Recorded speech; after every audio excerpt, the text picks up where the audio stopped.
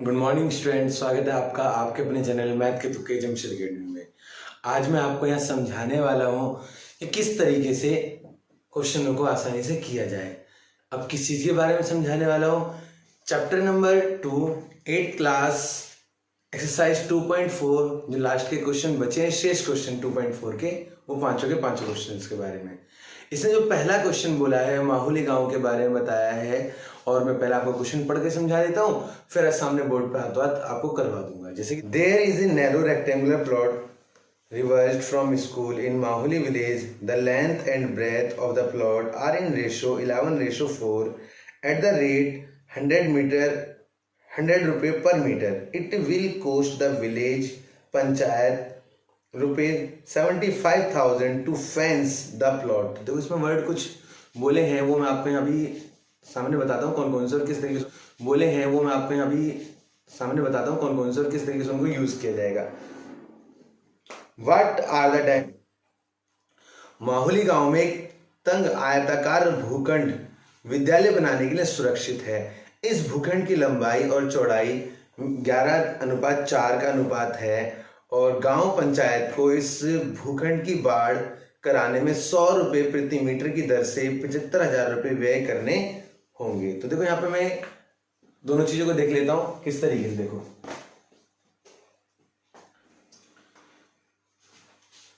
Question number 5।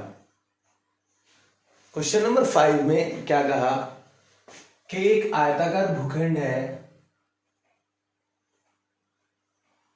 जिसकी length लंबाई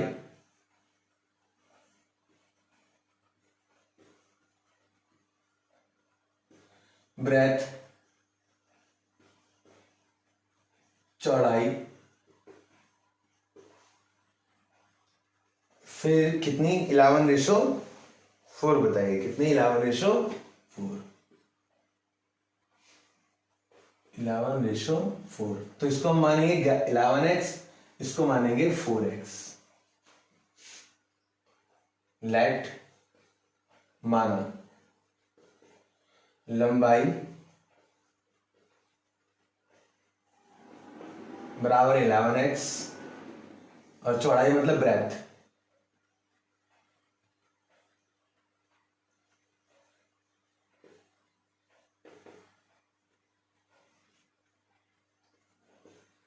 four x. दो चीजें हमने इसे मान ली। अब आगे उसने कहा कि फेंस, एक वर्ड यूज किया गया फेंस या बाड़।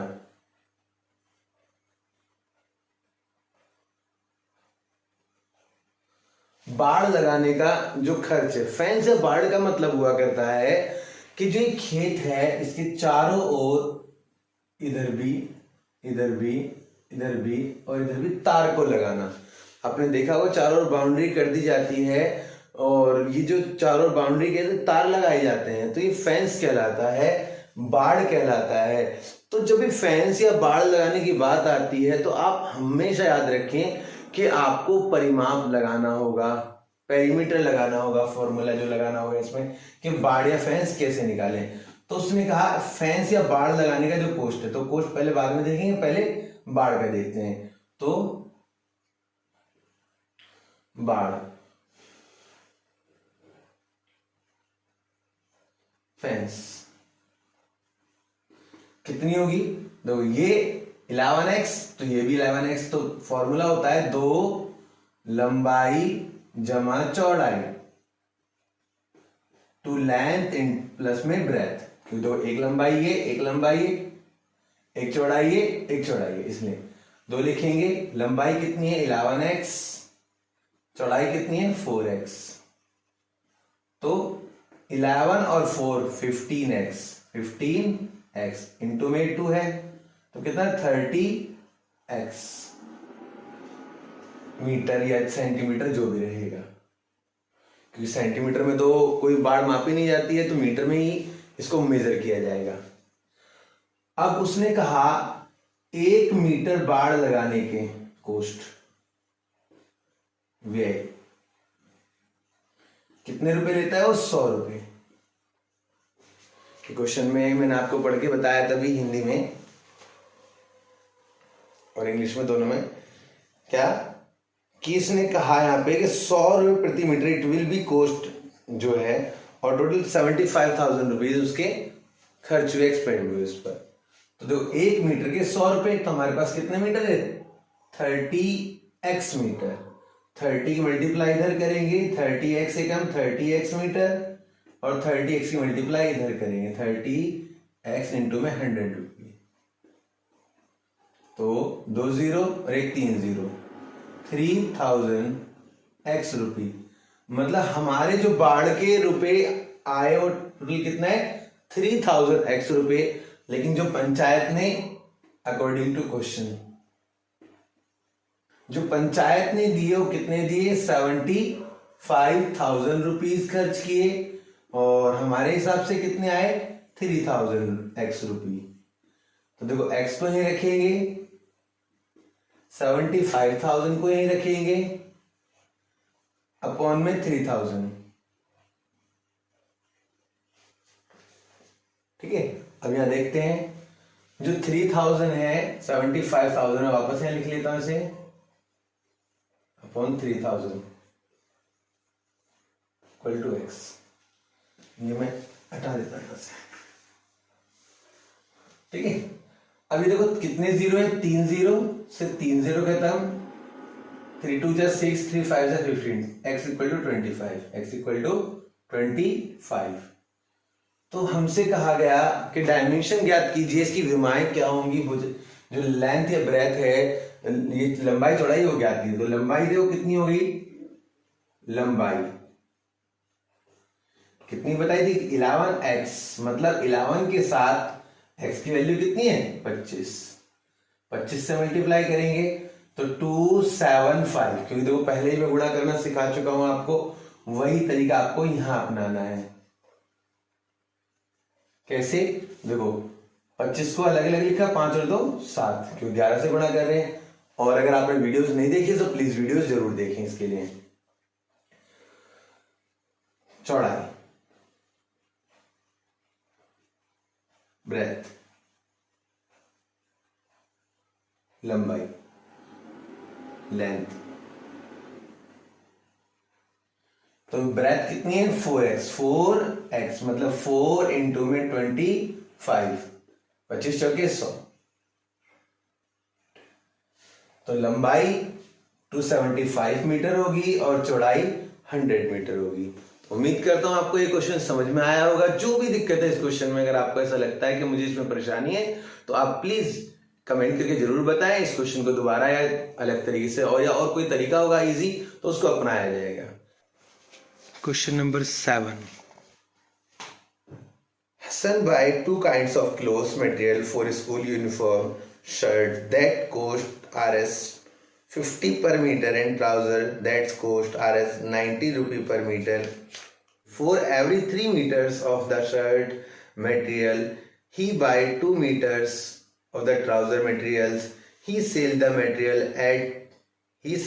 materials at 12% and 10% profit respectively.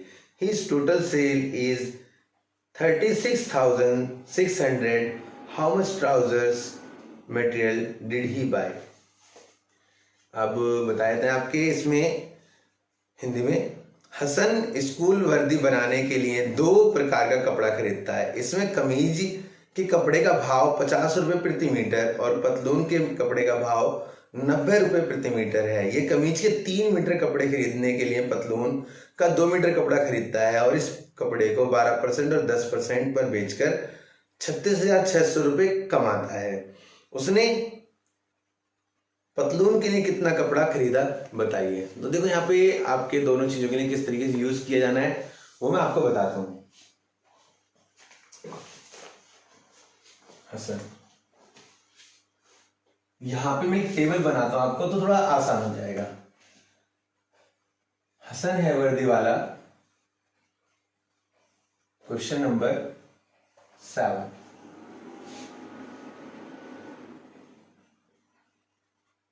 ठीक है, ये टेलर है, वर्दियां सिलता है।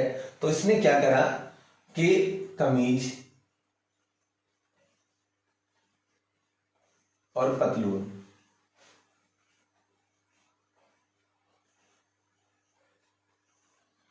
दो चीजें इसने यहां से ली जो बनाई से लिए कमीज और पतलून में। अब उसने क्या किया, मैं टेबल बनाता जाऊंगा और आपको समझाता जाऊंगा। यहाँ पे देखते जाना कितना इजी रहेगा। अगर इसको अगर बिना टेबल के मैं करवाऊं तो क्वेश्चन बहुत टफ होगा, और अगर ये टेबल से हो जाए तो बहुत आसान और बहुत इजी हो जाएगा। जरा देखते चले जाए कैसे इजी और आसान होता है, उसमें आपको समझ में आ जाएगा कि किस तरीके से लिए जाते हैं। कि कमीज और पतलून के लिए ले लिया, यहां लिख रहा हूं मैं संख्या। तो इस संख्या ने पहले उसमें वो लिखते हैं जो उसने रेट बताए, रेट कॉस्ट, जो मूल्य बताया कि एक कम, उसने कहा 1 मीटर। यहां पे एक चीज और लिख दो, मीटर में, मीटर में कोस्ट, ठीक है। फिर यहां लिख रहे हैं संख्या, नंबर्स, ठीक है, एक्स में।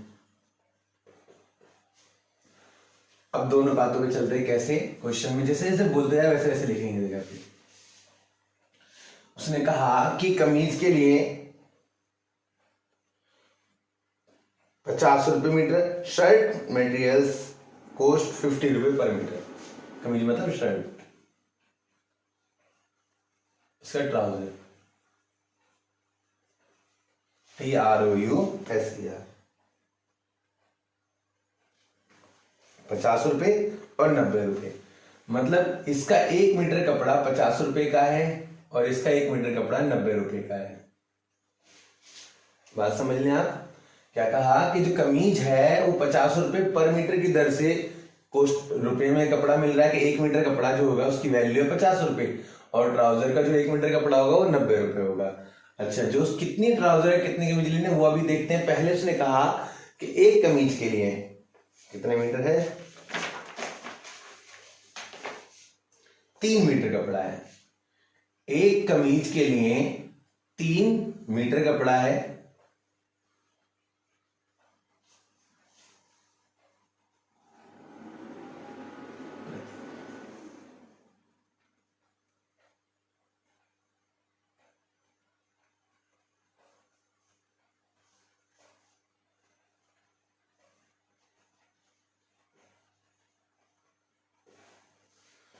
कितने, इतनी कमीज चाहिए। दोबारा बताया था वाला पॉइंट कि जो संख्या है वो मीटर में निकलेगी, क्योंकि जो 50 रुपए प्रति मीटर है, तो हमारे पास 3 मीटर कपड़ा एक कमीज के लिए चाहिए, लेकिन पता नहीं कितनी कमीज चाहिए, हमें ये नहीं पता। 3x कमीज मान ली, और जो पतलून के लिए चाहिए वो 2 मीटर कपड़ा चाहिए एक पतलून के लिए, लेकिन हमें पता नहीं कितनी पतलून चाहिएगी। तो जितनी कमीज उतनी हमें यहाँ पतलून भी चाहिए, इतने मीटर कपड़ा इसमें चाहिए। अच्छा, तो अब देखो टोटल जो कोस्ट है यहां पे क्या है वो देखते हैं। 50 तिया 150 x रुपए, जो रुपए पड़ेगा एक, अगर हम x को हटाएं तो एक कमीज का इतना पड़ेगा, और जितनी कमीज हमें जरूरत है वो x में आ जाएगा। 1 2 3 4 उससे गुणा करेंगे तो उतनी कमीज का इतना मीटर कपड़ा में मालूम हो जाएगा। 90 दूनी 180 x, ये हमें वो पड़ गया कि जो चाहिए। अब उसने आगे क्वेश्चन में कहा he sells the material at 12% and 10%, वो 12% और 10% में उनको बेचता है। थोड़ा ध्यान से देखेंगे कि 150 लाभ प्रतिशत, लाभ प्रतिशत, प्रॉफिट परसेंट।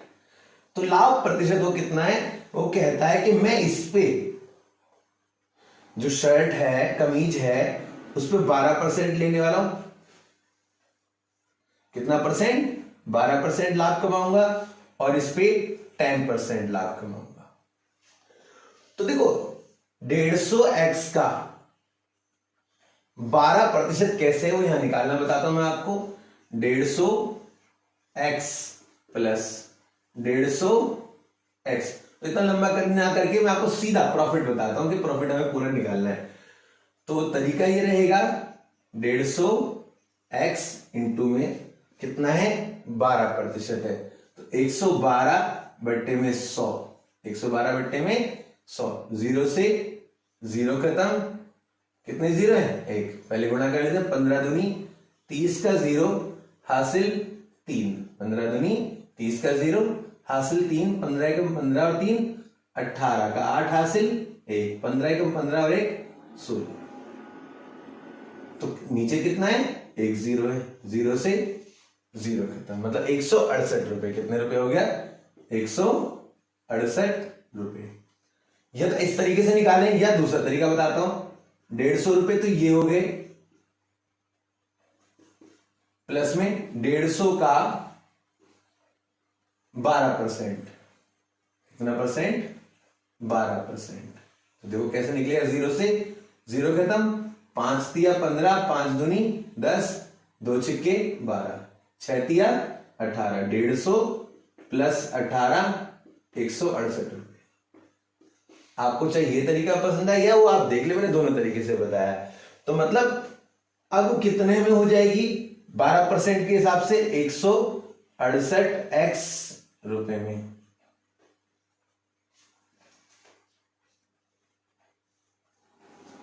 अच्छा, अब यहां पे 10%, 180 का 10%, जो पहला वाला तरीका उस तरीके से बताता हूं, 10% मतलब 110 बट्टे 100, एक जीरो से एक जीरो खत्म, दूसरे जीरो से दूसरा जीरो खत्म। 18 की गुणा 11 से करेंगे, 18 की गुणा 11 से तो कितना आएगा 198, 198 रुपये, 198 रुपीज। अब ये चीजें उम्मीद करता हूं आपको समझ में आ गई होंगी। यहां तक मैं कोई दिक्कत हो तो मुझे बताएं, मैं दोबारा एक बार आपको दोहरा देता हूं कि जो टोटल कुल है, अब हमें शर्ट्स की काउंटिंग मालूम होनी चाहिए कि कितनी शर्ट्स हैं और कितनी पतलून है, ट्राउजर्स हैं, वो काउंटिंग मालूम होनी चाहिए बस। क्योंकि एक शर्ट और एक उसका हमने सबका निकाल दिया है, बस एक्स जो है अब वो बताएगा कितनी कितनी हमें लेनी है। अच्छा, दूसरी बात मेरे फिर से बताया, तो कमीज 50 रुपए प्रति मीटर की दर से मिल रहा था उसका कपड़ा, और पतलून का कपड़ा 90 रुपए प्रति मीटर की दर से मिल रहा था। तो हमने संख्या बताई कि भाई कितनी, संख्या मतलब मीटर्स में, संख्या मतलब मीटर्स में, कि एक कमीज में कितना या एक पतलून में कितना लगेगा यहाँ पे। तो पता चला एक कमीज एक पतलून के 3, और हमें चाहिए एक्स कमीजें, पता नहीं हुआ एक्चुअली है कितनी, पतलून कितनी चाहिए, एक पतलून में 2 मीटर का कपड़ा लग रहा है, लेकिन एक्स पतलून है वो हमने एक्स यहाँ ले लिया। फिर हमने देखा कि एक कमीज एक्चुअली सिली कितने में जाएगी, तो 50 दिया 150, तो एक्स कमीज 50 दिया 150 एक्स रुपए में सिली जाएंगी। 90 कमीज 90 दूनी 180 एक्स 90 रुपए के हिसाब से। अब उसने इस पे सोचा कि 12% प्रॉफिट में कमाना चाहता हूं और इतने रुपए में मेरी वो एक शर्ट बिकेगी, और एक्स है तो एक्स की शर्ट बिकेंगी 168 एक्स। यहां 180 रुपए में जो पड़ रही थी उसमें 10% प्रॉफिट कमाया उसने, तो उस प्रॉफिट के लिए उसने क्या किया 10% के, तो 98 एक्स रुपीज उसे मिल गए। अब जो उसने लास्ट में हमें बताया कि टोटल कितने रुपए में उसने सेल किया, चलो देख लेते हैं एक बार। ये उतार लिया, नहीं उतारा तो प्लीज उतार लें इसे, ताकि मैं बता सकूं इसमें आपको।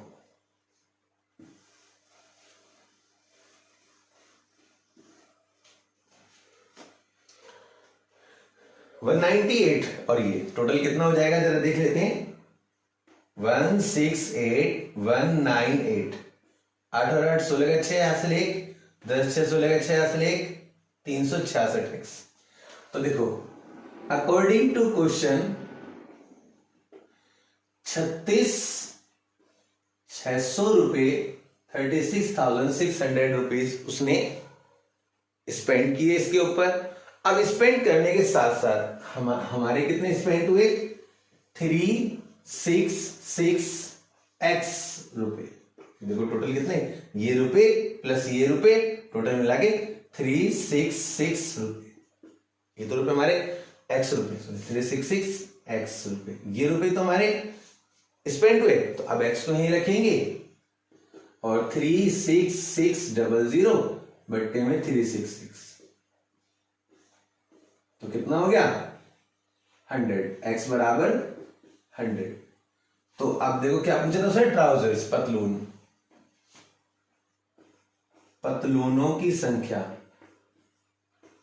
पतलूनों की संख्या, नंबर ऑफ ट्राउजर्स। तो कितना होगा, 2x था, 2 इंटू में 100, 200 पतलून होंगी इसके अंदर। तो पता चला कितनी पतलून सिलवाएंगी, 200, 200 पतलून सिली गई। और अब आप 100 से इसकी बना के 100 या 300, 300 कमीजें सिली गई, लेकिन हमसे पतलून के बारे में पूछा गया। और अब हम सेपरेटली देखो कितने रुपए में सिली गई, वो आप लगा सकते। जब 100 की मल्टीप्लाई इधर करेंगे तो 16800,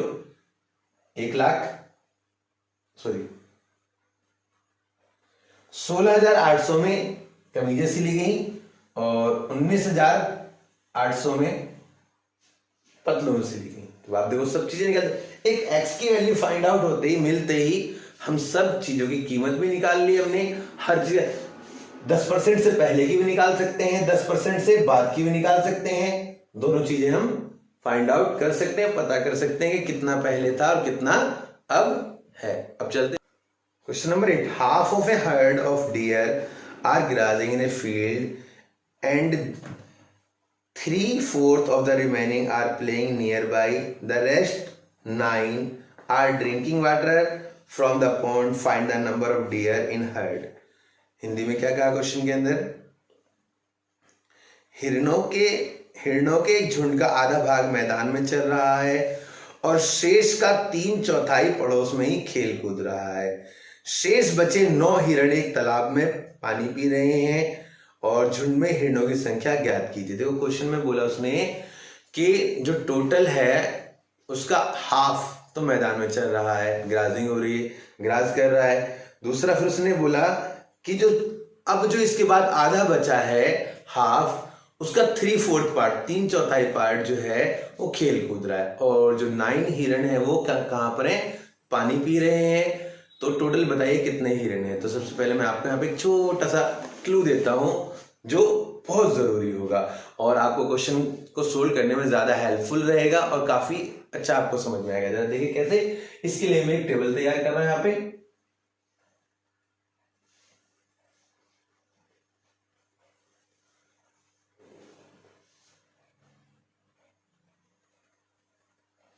देखो यहां पर जो चल रहे हैं, चलने का काम करें ग्राजिंग, जो खेल कूद रहे प्लेइंग।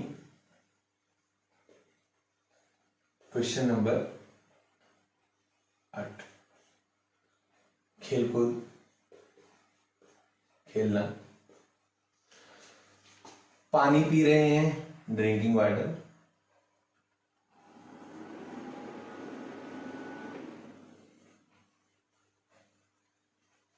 पानी पीना, पानी पीना, कुल टोटल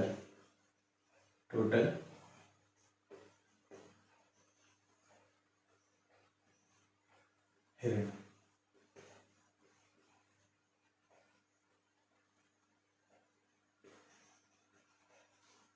टोटल डियर, जो टोटल डियर है हम उनको एक्स मान लेते हैं। क्या मान लेते हैं, एक्स। कुल है हमारे पास एक्स। मान लो एक रोटी है, उसको 2 भाग में बांटना है, 1/2, ये भी 1/2। तो कुल का आधा भाग चलने में चला गया, 1/2x। और जो कुल, ये वाला तो चलने में गया, और जो खेल रहा है, खेलना, वो आधे का अवशेष, क्योंकि जब पूरे का आधा जब चरने में चला गया तो शेष क्या बचा, 1/2 भाग। तो 1/2 एक्स का 3/4, कितना, 3/4। तो मतलब कहूं तो 3 एकम 3, 4 दूनी 8x। इतना पार्ट खेलने में है और कुछ 9 हिरण और हैं जो पानी पी रहे हैं। तो मतलब टोटल मिला के हिरण 1 2 3, इन 3 पार्टों में अपना काम कर रहे हैं। जो टोटल हिरण है, कुल हिरण है, वो कितने x हैं। चलते हैं क्वेश्चन की तरफ अकॉर्डिंग टू क्वेश्चन करके। According to question 1/2x plus 3/8x plus 9 बराबर x।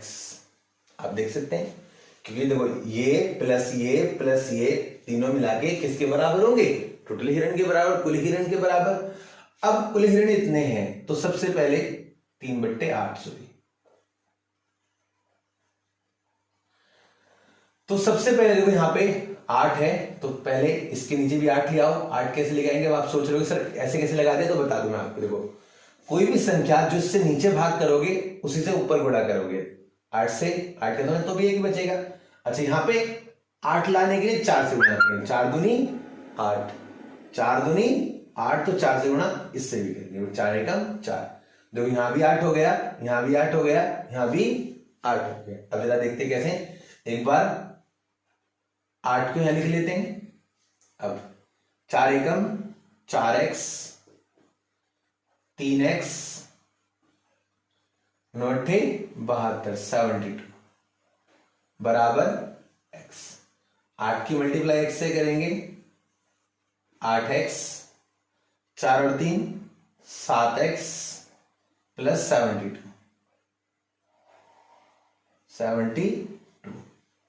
तो 72 को यहीं रहने देंगे, 8x को यहीं रखेंगे, ये प्लस का 7 है, इधर आके माइनस का 7x हो जाएगा।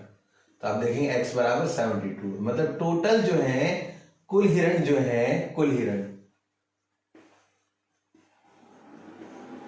टोटल डियर जो है वो कितने हैं, 72 है। 72 का हाफ मतलब 36।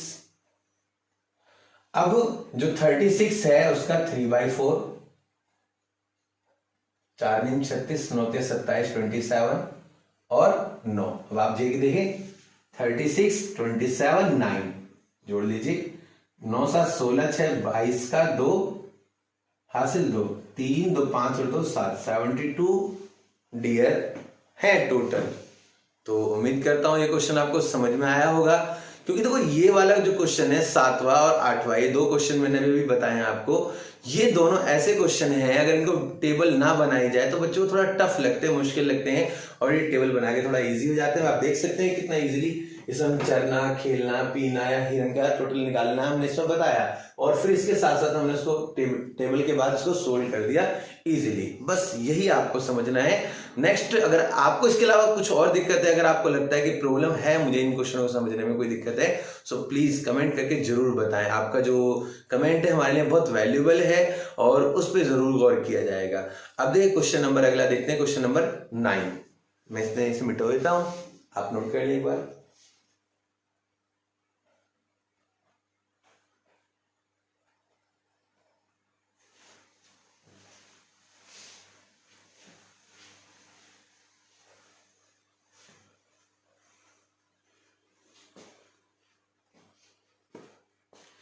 अब चलते हैं क्वेश्चन नंबर 9 की तरफ। क्वेश्चन नंबर 9 में क्या कहा, A grandfather is 10 times older than his granddaughter. He is also 54 years older than her. Find the present age.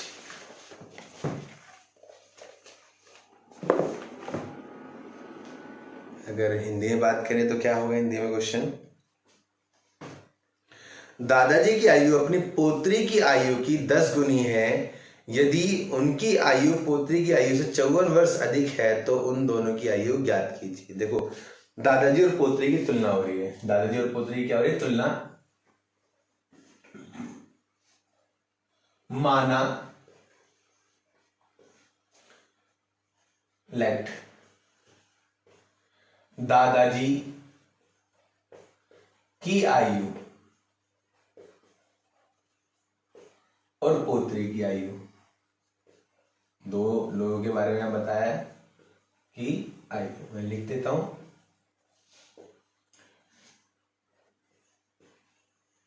As of grandfather,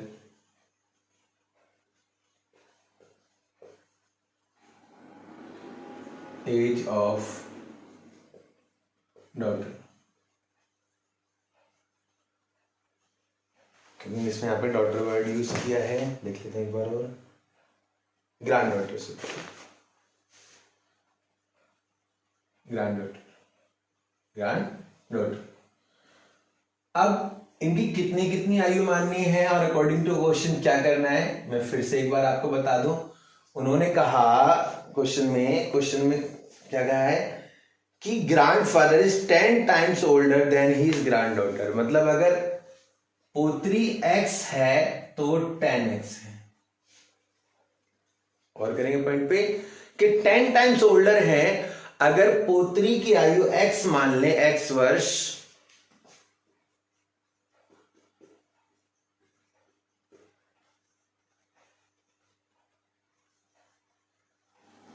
x वर्ष मान ले, तो जो दादाजी की आयु होगी वो 10x होगी।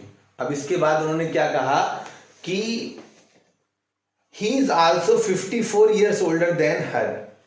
अब अकॉर्डिंग टू क्वेश्चन में क्या लेना है, देखें ध्यान से, ये दादाजी की आयु 10x और ये पोत्री की आयु x, लेकिन एक बात उसने बोली यहां पे कि 54 वर्ष बड़े हैं पोत्री से, अपने ग्रैंड डॉटर से।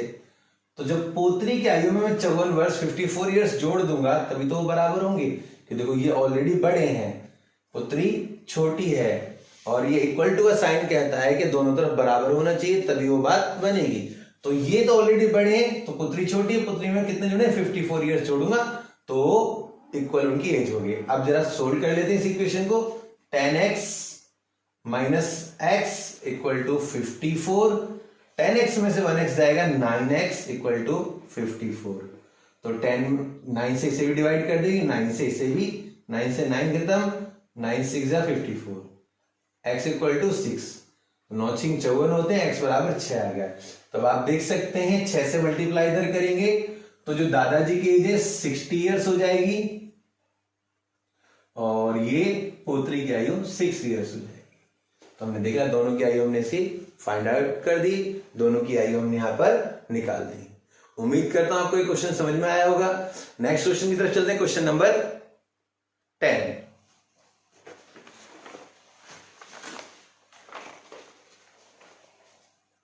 उससे पहले आप इसे नोट कर लें, स्क्रीनशॉट ले लें।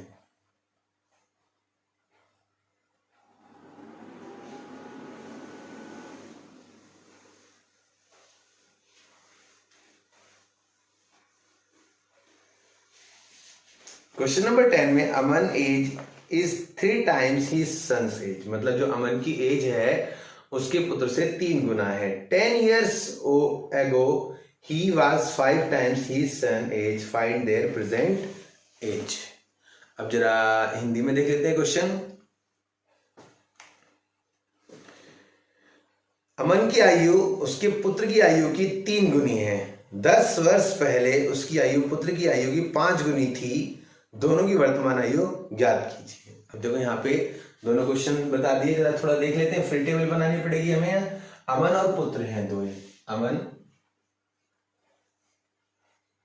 और उसका पुत्र। क्वेश्चन नंबर 10,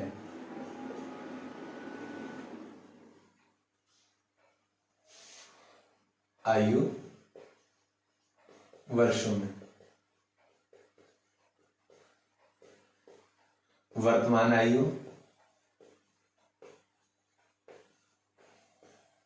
और कितने ईयर्स बोला था उसने, ईयर्स अगो, प्रेजेंट एज,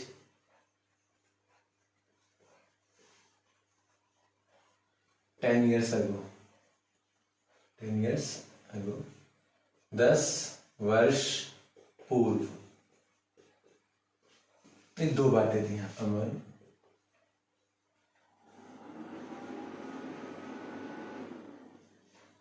कितनी थी, अगर पुत्र की x है तो अमन की 3x होगी। 3 टाइम्स बोला, कितनी बार बोला उसने? 3 गुना। एक दोबारा बोला question, Aman's age is 3 times his son's as.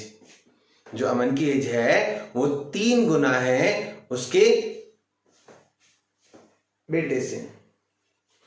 अब 5 नहीं 10 साल पहले, जब पहले की बात करता है तो हम क्या करते हैं, उसको माइनस करते हैं। अभी कल परसों भी मैंने एक क्वेश्चन बताया था, इसके रिलेटेड आया था, तो उसमें बाद उसमें था 5 वर्ष बाद या 3 वर्ष बाद जो भी था, तो बाद के लिए प्लस करते हैं और पूर्व अगो के लिए आपको माइनस करना होता है।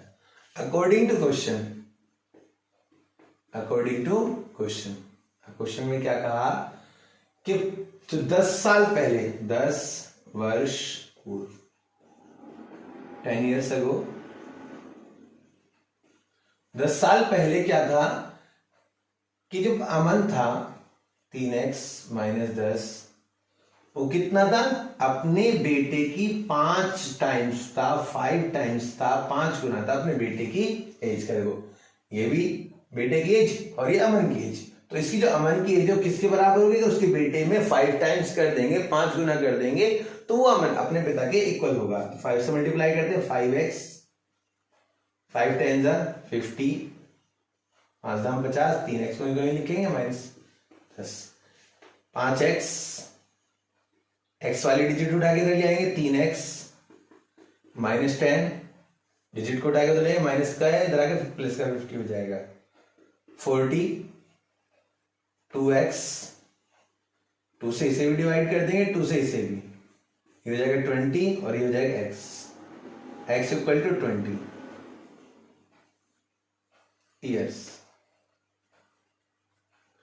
तो आप देखें जो वर्तमान आयु है वो बेटे की कितनी है? 20 है, और अमन की कितनी है? 20 से 3 की मल्टीप्लाई करेंगे, 20 इंटू में 3 60। तो अब आप देख सकते हैं 60 साल का है अमन, और जो उनके पुत्र है अमन का पुत्र है वो 20 ईयर्स का, और उनके जो पिता हैं वो 60 ईयर्स के हैं।